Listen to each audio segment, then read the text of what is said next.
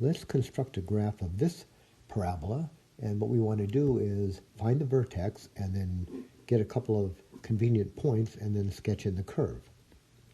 So first of all, to get the vertex, I know that for the vertex, the x-coordinate is negative b over 2a.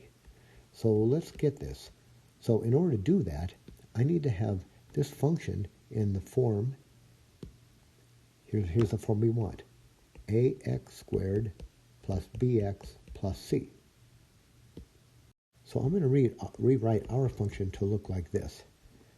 F of x equals, I'm going to write it very explicitly, 1x squared plus, now there's no x's here, right? So I'm going to write 0 x's plus 4.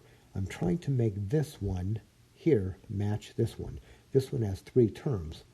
Now, ours has no x, so I'll use a 0 for the x, right? So if you simplify this, what would you get?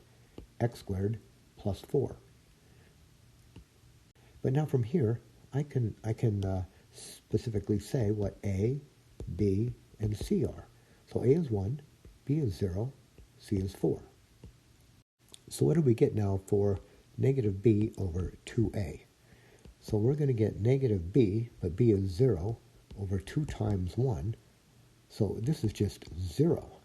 So what are we going to get here? So the vertex here is at what? 0 and something. So find that something by putting 0 back into our original function, and what are we going to get? I think you can just see it here. You put 0 in here, you get 4. So let's plot this point. 0, 4 is right here, so we'll put a point right there. So let's draw a smooth curve as best we can through these points, smooth at the bottom.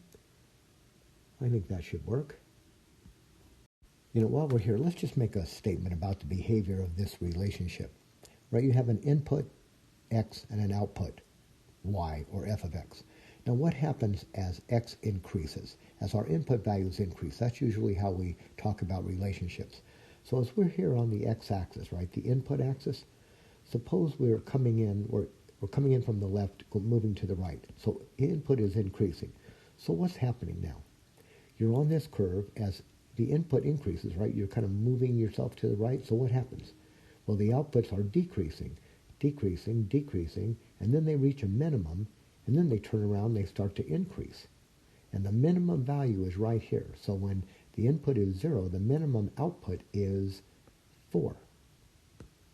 And you might even interpret it like this. What's your start value here? If you come in, say this was time, all right, back over here. If this was time, at time 0, you come into this relationship. You start your observation at time 0. You start your clock. So what happens? When you come into and start your observations, you've got 4 units of output already. And then what happens as you move, as time goes by? Well, your output is increasing, and it looks like it's increasing at an increasing rate.